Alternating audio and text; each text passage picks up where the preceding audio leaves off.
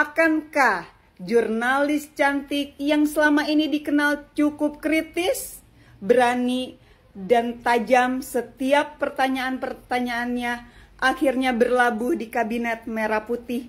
Ya, beginilah di negeri Konoha. Ketika kita kritis, maka hanya ada dua pilihan di negeri Konoha ini. Kita yang kritis dikasuskan, atau akhirnya kita menjadi staf sus. Kita lihat kelanjutannya, bagaimana drama demi drama di negeri Konoha ini yang penuh dengan manipulasi dan manuver-manuver busuk. Yang gue artikan adalah, kalau kita berharap di masa depan Najwa Shihab, Garuda Biru Indonesia darurat, bla bla bla bla, jangan harap itu akan terjadi lagi di masa depan. Karena bagi Najwa situasi sekarang sudah tidak sama. Nana dianggap diam, Ferry dianggap diam, itu ada yang ngegerakin. Oke, saya jadi psikiater dulu hari ini. Karena kelihatannya Pak Jokowi juga mengalami keadaan yang sama. Kegelisahan psikologi yang sama tuh. Saya lihat Jokowi diwawancara oleh mata Najwa. Ada nggak yang perhatikan? Kaki Jokowi tremor sepanjang. Anda perhatikan? Tidak nyaman. Duduknya juga begini. Akhirnya mungkin Najwa berpikir, udahlah jangan diterusin. Makin lama dia makin gugup. Di dalam psikologi, kegugupan itu namanya delirium. Anda perhatikan? Itu bagian dari maniak yang harus selesai.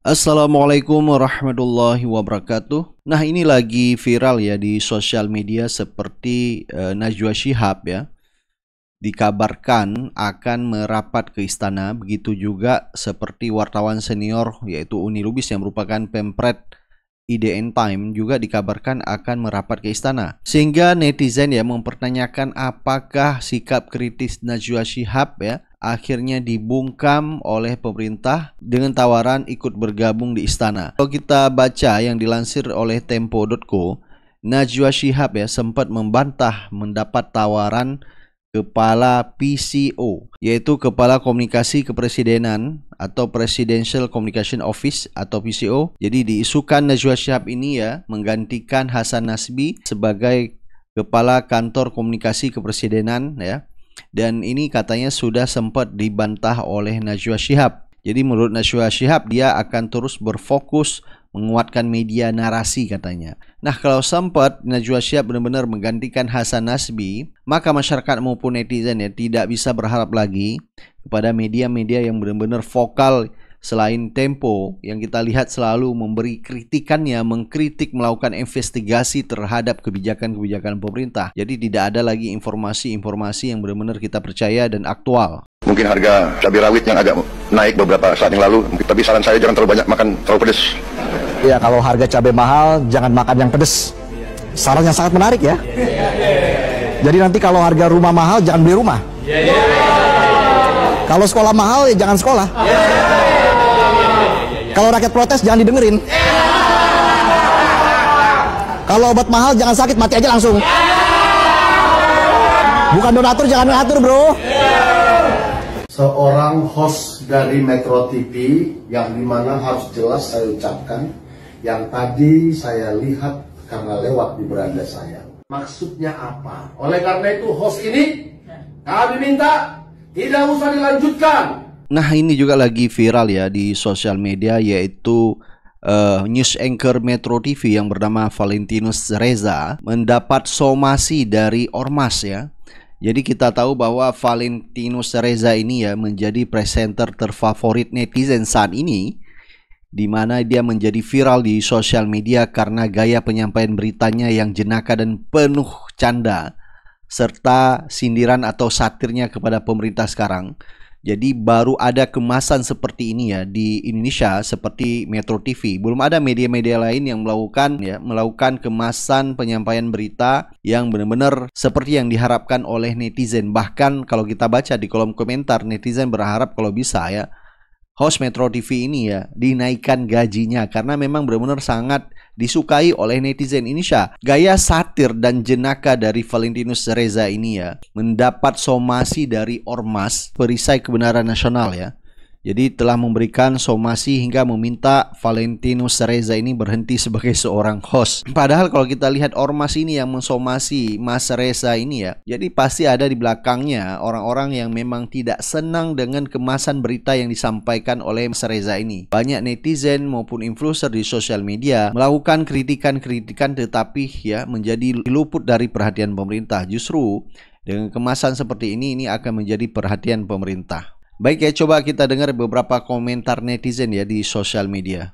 Akhirnya muncul klarifikasi dari Najwa Shihab dan tim narasi.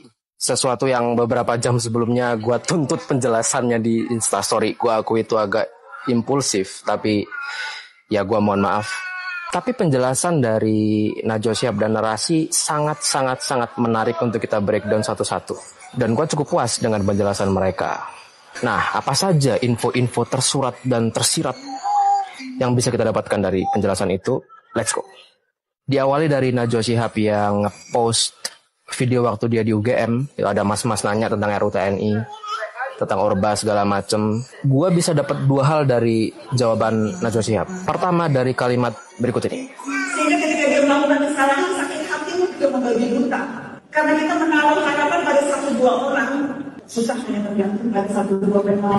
Kenapa dia harus bilang kayak gitu? Kemungkinan, dugaan saya, emang akan ada nama-nama besar yang akan stop bersuara lantang, termasuk Najwa Shihab sendiri.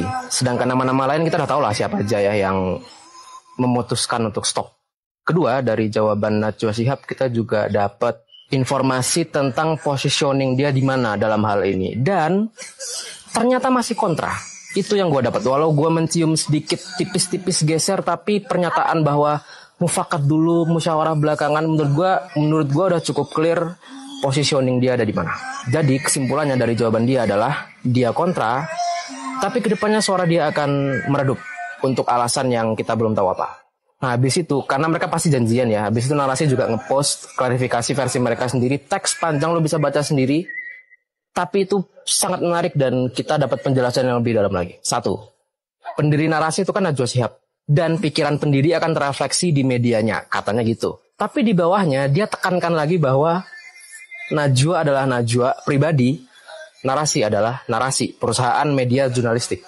Ada segregasi tuh, dipisah tuh. Dugaan gua, ini untuk mengamankan posisi Najwa. Kalau narasi ngepost sesuatu yang tendensius, nah Najwa aman nih. Lalu yang kedua adalah satu paragraf yang sangat penting, yaitu paragraf ini. Keberanian tidak lahir begitu saja, tidak selalu tampil dalam bentuk yang sama, sering-sering tidak cocok dengan apa yang kita kehendaki, dan gitu-gitulah. Yang gue artikan adalah, kalau kita berharap di masa depan Najwa Shihab, Garuda Biru Indonesia darurat, bla bla bla bla, jangan harap itu akan terjadi lagi di masa depan. Karena bagi Najwa situasi sekarang sudah tidak sama. Ya bisa jadi ada tawaran yang dia ambil atau bisa jadi ditodong. Tapi dalam hal ini menurut gue kita nggak tahu dan udah nggak perlu tahu because that's not the point. Intinya udah nggak sama lagi. Nah, sebagai penutup, gue cuman mau bilang kalau lo dibegal di jalan dan pilihannya ada dua, lo mau ngelawan mempertaruhkan harga diri lo tapi mati, atau lo serahkan harta lo. Nah, sebelum lo menentukan pilihan, cek dulu kiri kanan lo. Kalau lo tewas sendiri, lawanlah sampai mati. Tapi kalau kiri kanan lo ada orang yang bergantung sama lo, mulut-mulut yang makan dari lo, apakah itu harga yang sepadan orang-orang ikut mati bersama lo demi idealisme lo itu? Lo pikir aja sendiri apa maksudnya. Oke, segitu aja. Maaf kali ini gue syuting outdoor. Bye. Buat Mbak Najwa yang isunya akan masuk ke dalam jajaran pemerintahan Pak Prabowo, gua sebagai netizen ingin bilang kalau jangan ya Mbak, karena gua masih pengen denger masukan dari Mbak Najwa tentang negeri ini, masih mau mendengar kritikan Mbak Najwa kepada negara ini dan ingin melihat apa yang ingin Mbak Najwa bicarakan tentang negeri ini.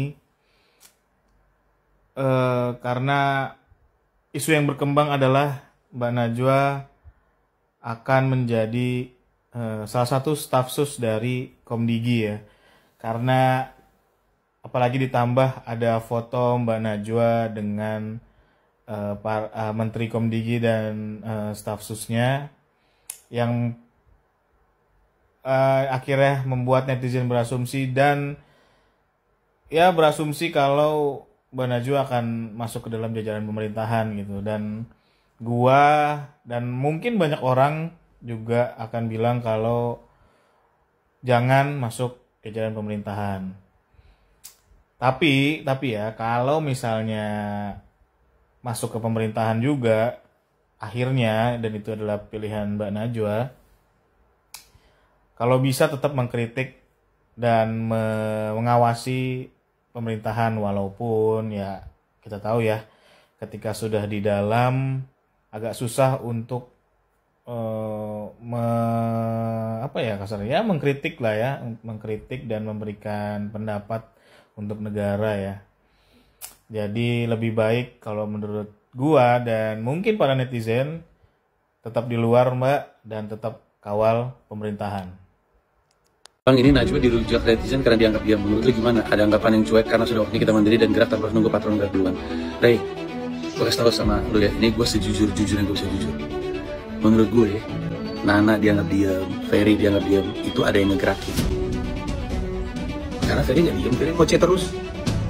YouTube gue ngoceh terus. Kode-kodeannya itu kan kode-kode kata orang-orang. Ferry-nya juga biasa-biasa aja. Ferry gue tanya, biasa-biasa aja. Nana contohnya, orang bilang, kok Nana sekarang diem? Sekarang lu scroll aja Instagramnya Nana. Nana tuh gak pernah kayak gue yang ngoceh mulu, atau Andovi yang ngoceh mulu, atau siapa lagi bentuknya kayak gue ya? Viru desainer gitu, dia tuh emang gak pernah kayak gitu, lihat aja. Orang bilang, tapi waktu itu dia posting Garuda Biru, dia sekali Garuda Biru, Raditya Dika juga posting sekali Garuda Biru, lu gak bilang gitu. Nana tuh emang kerjanya tuh, Nana tuh dipersepsikan tajam karena ketika dia wawancara sama media tajam gitu. Tapi dia gak pernah posting kayak gitu, gak pernah. Makanya gue bingung kenapa dia dianggap diem. Makanya kemarin juga ada foto yang dia ketemu Prabowo kan, kesannya mau gabung lah. Jurnalis mah ketemu presiden mas sering, jangan Prabowo, Megawati, belum sih, SBY, Jokowi dia ketemu juga. Dianya kan juga ngomongin, gak ada, gue gak pengen masuk menteri, gue kan jadi jurnalis terus. Lagi Nana tuh punya narasi TV, investor kabur kalau dia masuk ke pemerintahan. Nah, kenapa jadi rame? Karena ada yang ngegosok menurut gue dan ada yang makan. Padahal gimana sih? Dan pada saat yang bersamaan, Nana juga masih bacot. Masih. Dianya masih bacot, di mana-mana dia masih ngomong. Lu nggak lihat. Hanya karena lu nggak lihat, bukan berarti nggak ada. Betul. Bang, bikin materi stand up dong tentang Anies Baswedan, Jokowi mulu, ada, bahkan viral Jokowi. Hanya karena lu nggak lihat, bukan berarti nggak ada. Teror kepada media yang selama ini kritis itu menunjukkan bahwa ada pihak yang ketakutan. Karena pemberitaan media itu ada benarnya, ya. Sedemikian sehingga perlu dibungkam. Ditakut-takuti.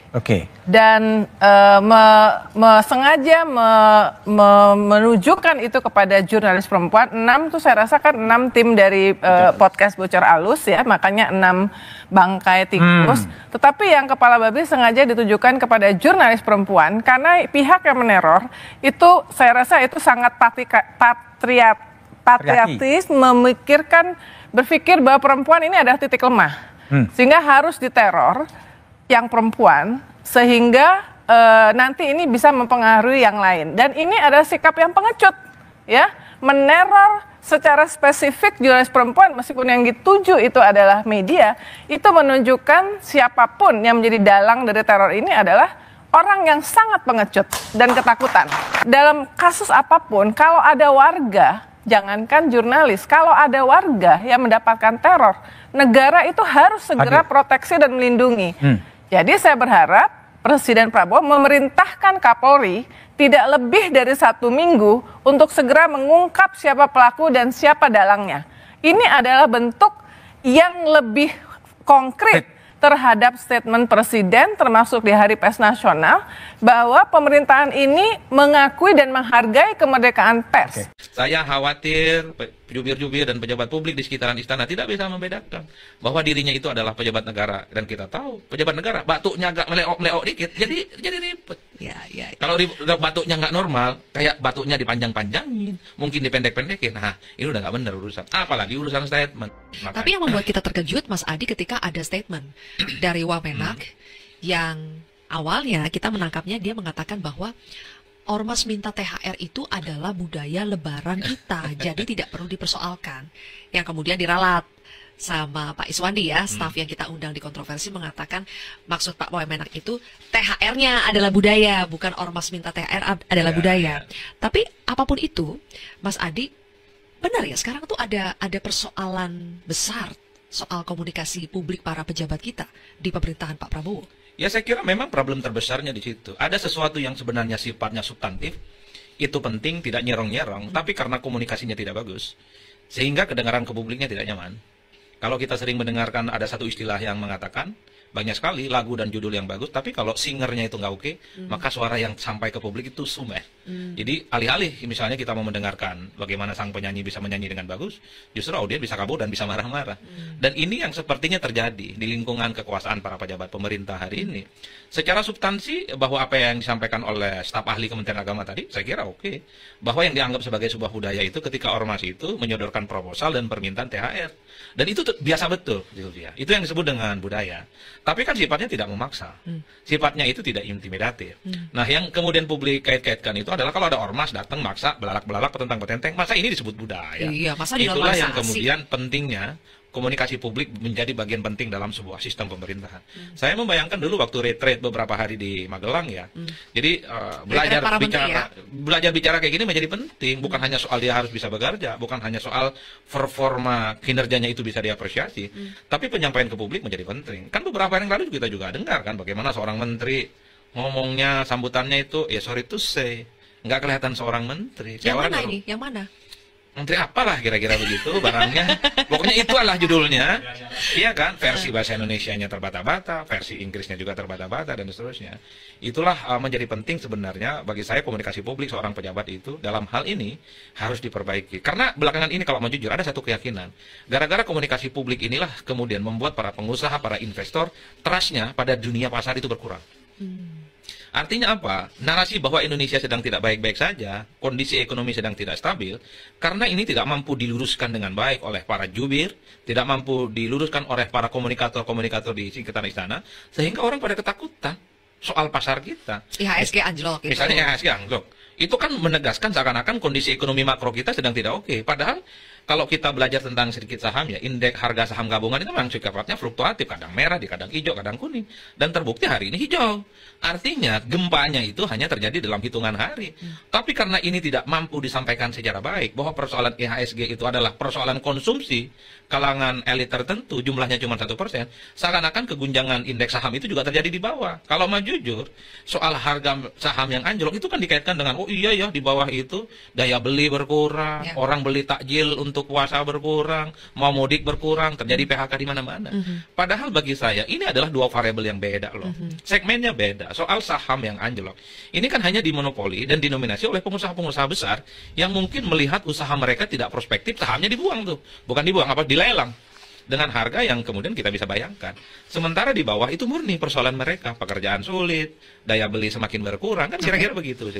Karena ada gap yang cukup jauh sehingga muncul seakan-akan kondisi Indonesia tidak baik-baik saja.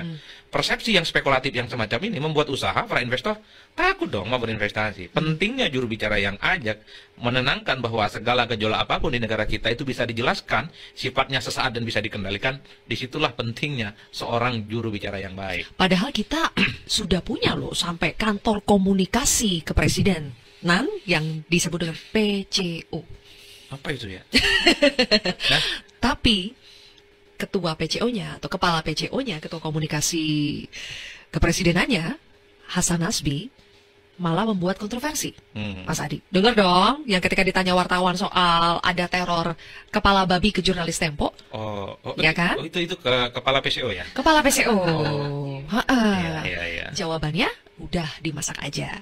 Tapi oke lah, itu sudah banyak dibahas. Yang ingin saya tanyakan kepada Mas Adi justru respon berikutnya, klarifikasi berikutnya yang disampaikan oleh Bang Hasan Nasbi, yang mengatakan bahwa loh, itu justru memang teror itu kan tujuannya menebar ketakutan. Makanya jangan sampai kita justru ikut membesar-besarkan ketakutan. Karena target si peneror, kita harus mengecilkan dia. Menurut saya cara yang paling tepat untuk mengecilkan peneror itu ya dimasak aja lah kirimannya. Ada statement udah dimasak aja, kemudian klarifikasinya seperti ini, Mas Adi. Bagaimana? Klarifikasi yang tepat tidak? Bagi saya klarifikasinya tidak sensitif dan bahkan sangat tidak kontekstual. Kalau ada warga negara, sebut saja dia jurnalis, kena teror, dan mengesankan teror itu adalah remeh-temeh, klarifikasi kayak gini nggak bagus. Mau pakai referensi dunia akhirat juga orang nggak terima. Yang dibutuhkan itu adalah statement-statement empati dan dukungan. Supaya sang jurnalis yang mendapatkan intimidasi selamat, sehat, dan keadaannya oke-oke saja. Kan itu saja. Bahwa ini mau mengecilkan teror lah, ini konteksnya. Sudahlah, masyarakat kita itu pintar sekarang. Bahkan lebih pintar daripada jubir itu. Bisa kita cek di medsos itu. Orang jago sekali membandingkan jubir pemerintah hari ini dengan jubir-jubir istana sebelumnya. Itulah yang saya sebutkan, ketika ada peristiwa-peristiwa kemanusiaan, intimidasi, pengiriman kepala babi, kemudian tikus tak ada kepala, yang dibutuhkan itu soal empati aja. Itu doang. Jadi ini taktik yang salah ya, kalau misalnya menjawab udah dimasak aja, itu taktik yang salah, bilang mestinya untuk mengecilkan penerornya itu salah ya? Harus diakui dari lubuk hati yang paling dalam. Apa susahnya sih minta maaf? Manusia itu mahalul khata wan nisyan. Apa itu, Mas Adi? Jadi tempatnya salah dan dosa. Ini mengesankan macam malaikat nggak pernah salah kok. Kesalahannya itu ingin diklarifikasi dengan klarifikasi yang lain. Saya dosen, saya peneliti, dan saya siap sekali untuk meminta maaf kalau saya salah dan kemudian itu layak dikoreksi. Bagi saya ini pernyataan yang keliru. Apa susahnya minta maaf? Tujuannya bukan begitu. Ini adalah untuk mengecilkan sebenarnya supaya pelaku terornya itu tidak merajalela dan mentertawakan bahwa teror yang semacam itu sudah tak zaman dan dianggap bagian dari jahiliyah. Kan kira-kira begitu. Semudah itu sebetulnya ya? Semudah itu. Semakin banyak klarifikasi, semakin banyak amarah. Semakin banyak klarifikasi, semakin banyak bully-bulian. Ini kan seakan-akan membenarkan statementnya supaya kepala babinya dimasak dengan klarifikasi yang lain. Yang ingin saya katakan, intimidasi ini nggak main-main loh, Sylvia. Iya. Jangan mentang-mentang ini tidak terjadi pada kita, kemudian tidak punya rasa empati. Coba kalau kepala babinya dikirim ke rumahnya atau ke kantornya, apa nggak gemetaran itu? Kalau tidak punya jiwa aktivisme, bisa berhenti tuh jadi wartawan. Bisa ngumpet lah dia, takut. Nah kita yang pengalaman aktivis ya begitu-begitu sering sekali. Gemetaran juga, manusiawi. Bohong kalau tidak gemetaran orang itu kena kiriman-kiriman kayak gitu. Dulu aja kita dalam aliansi mahasiswa misalnya, gara-gara kita tidak ikut demo nolak kenaikan BBM, ada kiriman juga mungkin dari kawan-kawan mahasiswa yang sebel dengan kita kenapa nggak ikut demo. Kiriman celana dalam, telur busuk. Segitu aja gemetar, apalagi yang ngirimin itu simbol-simbolnya binatang mati. Itulah yang saya kira menjadi penting untuk menjaga lisan. Jadi kalau kita bicara tentang konteks Ramadan dan Idul Fitri, pentingnya menjaga lisan bagi seorang jubir adalah tidak menimbulkan kegaduhan, komunikatif dan empatik, dan yang paling penting, ini adalah untuk menjelaskan bagaimana sikap kenegarawanan. Karena kalau mau jujur, soal kepala babi ini kan bukan hanya kali ini saja yang risu. Sebelumnya kan ramai tuh ketika ada sejumlah elemen mahasiswa dan masyarakat menolak revisi Undang-Undang TNI. Apa coba isi tweetnya? Ini provokator, ini kabar bohong. Setelah itu di-delete. Itu kan adalah biang dari huru-hara dan kecurangan. Artinya apa? Harus dibedakan antara tim sukses dan sebagai pejabat publik.